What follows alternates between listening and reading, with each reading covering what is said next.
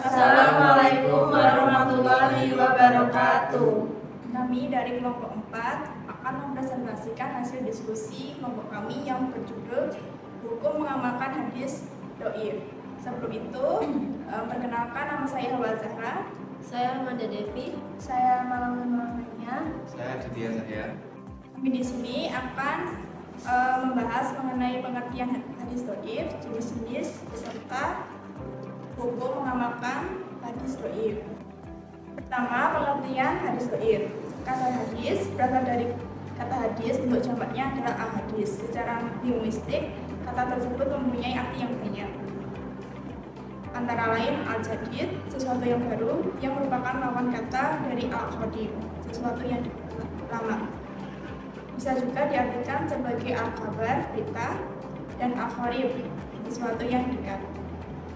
Namun secara terminologi, hadis adalah segala sesuatu yang dikaitkan dengan Nabi, baik perkataan, perbuatan, keputusan, sifat zahir atau sifat jasmani, sifat batin atau akhlak, baik sebelum kenabian maupun sesudah kenabian, dan juga sesuatu yang dipercaya oleh sahabat dan tabi'in. Hadis dhaif adalah hadis yang tidak memenuhi syarat hadis sahih dan hasan. Hadis dhaif tidak sama dengan hadis maudhu atau hadis palsu. Hadis dhaif memang dinisbahkan kepada Rasulullah, namun perawi hadis tersebut tidak mempunyai hafalan dan kredibilitas yang kuat, atau rantai penularannya putus. Walaupun hadis maudhu tersebut merupakan keterangan atas nama Rasulullah SAW, namun sebenarnya itu bukanlah sabda Nabi. Muhaddisin membagi hadis menjadi 3 kategori, yang pertama sahih, hasan, dan dhaif. Kategori ini dibagi berdasarkan kualitas hadis, kualitas perawi, dan kesinambungan mata rantai sanadnya. Hadis yang paling bermutu adalah sahih, kemudian hasan, dan terakhir dhaif. Para ulama sepakat bahwa suatu hadis dhaif dibolehkan asalkan tidak berkaitan dengan hukum dan akidah yang halal dan haram serta terbatas pada fadhail amal saja. Dengan demikian, penyampaian hadis-hadis dhaif seperti mengutip hadis-hadis dhaif dalam kitab-kitab atau menyebarkannya dalam bacaan-bacaan dan majelis taklim diperbolehkan. Yang kedua, jenis-jenis hadis dhaif. Jenis hadis dhaif sangat banyak. Oleh karena itu, untuk memudahkan dalam memahaminya, sebab-sebab hadis dhaif bisa dikembalikan kepada satu di antara 2 sebab pokok, yaitu terputusnya sanad dan catatan perawi. Pertama, hadis-hadis dhaif karena terputusnya sanad, yaitu 1. Hadis mursal. Hadis mursal yakni hadis yang dimakrufkan oleh seorang tabi'i kepada Rasulullah SAW, baik berupa sabda maupun perbuatan takrir, baik tabi'i itu kecil ataupun besar. Hadis inilah yang digunakan mayoritas ahli hadis. Hanya saja mereka tidak memberikan batasan tabi'i kecil atau besar. Hukum mursal tabi'i ada sekitar 10 pendapat di kalangan ulama. Namun demikian, yang terpopuler ada 3 pendapat, yaitu A. Boleh berhujjah dengan hadis mursal secara mutlak, B. Tidak boleh berhujjah dengan hadis mursal secara mutlak, dan C. Bisa dijadikan sebagai hujjah bila ada yang menguatkannya. Yang kedua, hadis munqati. Hadis munqati yakni hadis yang dalam sanadnya gugur 1 orang perawi dalam 1 tempat atau lebih, atau di dalamnya disebutkan perawi yang mubham. Yang ketiga, hadis mudal. Hadis mudal yaitu hadis yang dari sanadnya gugur 2 atau lebih perawinya secara berturut-turut. Yang keempat, hadis mu'alal. Hadis mu'alal yakni hadis yang tersingkap di dalamnya, meski lahiriah tampak terbebas dirinya. Ada 6 jenis yang termasuk dalam kategori hadis mu'alal. Yang pertama, hadis mudhoaf, yaitu hadis yang tidak disepakati kedhaifannya.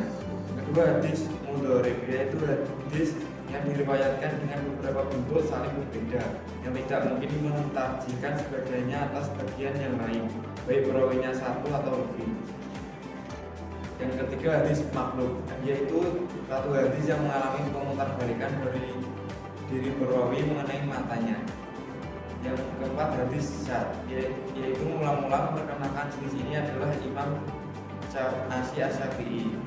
Beliau mengatakan bahwa hadis syadz adalah hadis di mana perawi ia meriwayatkan hadis yang sama sekali tidak diriwayatkan oleh yang lain.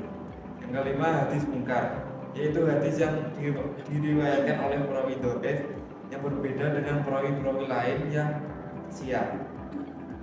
Yang keenam, hadis matruk dan matruk. Hadis matruk ya, yang diriwayatkan oleh perawi yang mudham di al-qidsi atau yang tertuduh melakukan dusta dalam hadis nabawi atau sering berdusta dalam pembicaraannya.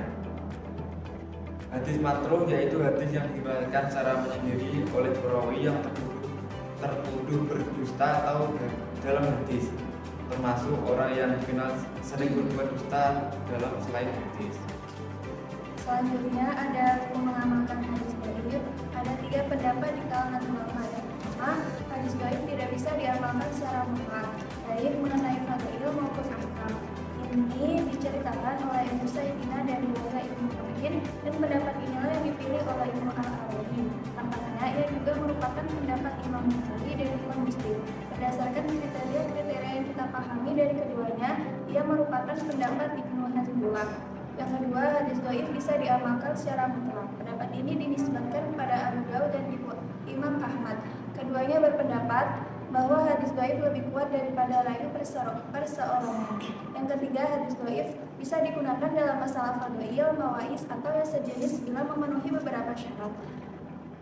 Ibnu Hajar menyebutkan syarat-syarat itu sebagai berikut. Yang pertama, kedhaifan tidak terlalu sehingga tidak tercakup di dalamnya seorang pendusta atau yang tertuduh berdusta yang melakukan penyendirian, juga orang yang terlalu sering melakukan kesalahan. Al-Alai meriwayatkan kesepakatan ulama mengenai syarat ini. Yang kedua, hadis dhaif itu masuk dalam cakupan hadis pokok yang bisa diamalkan. Yang ketiga, ketika mengamalkannya tidak meyakini bahwa ia berstatus kuat, tapi sekedar berhati-hati. Lalu ada kesimpulannya, yaitu hadis dhaif merupakan hadis yang tidak memenuhi syarat sahih atau hasan. Meskipun dinisbahkan kepada Rasulullah, namun perawi tidak memiliki kredibilitas atau rantai penularan yang kuat. Hadis dhaif tidak sama dengan hadis palsu. Meskipun mengklaim sebagai sabda Nabi Shallallahu Alaihi Wasallam, jenis-jenis hadis dhaif sangat banyak. Oleh karena itu dikelompokkan menjadi 2 sebab pokok, yaitu pertama, terputusnya sanad.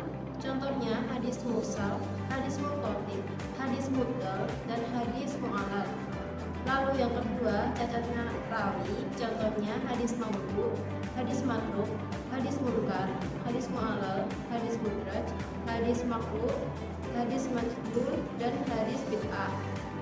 Pengamalan hadis dhaif juga dibagi ke dalam 3 pendapat di kalangan ulama, yaitu yang pertama, hadis dhaif tidak bisa diamalkan secara mutlak, baik mengenai fadhail maupun ahkam. Yang kedua, hadis dhaif bisa diamalkan secara mutlak. Yang ketiga, hadis dhaif bisa digunakan dalam masalah fadhail, mawais, atau yang sejenis bila memenuhi beberapa syarat. Ibnu Hajar menyebutkan syarat-syarat itu sebagai berikut. Yang pertama, kedhaifan tidak terlalu sehingga tidak mencakup di dalamnya seorang pendusta atau yang tertuduh berdusta yang melakukan penyendirian, juga orang yang terlalu sering melakukan kesalahan. Al-Alai meriwayatkan kesepakatan ulama mengenai syarat ini. Yang kedua, hadis dhaif itu masuk dalam cakupan hadis pokok yang bisa diamalkan. Yang ketiga, ketika mengamalkannya tidak meyakini bahwa ia berstatus kuat, tetapi sekadar berhati-hati.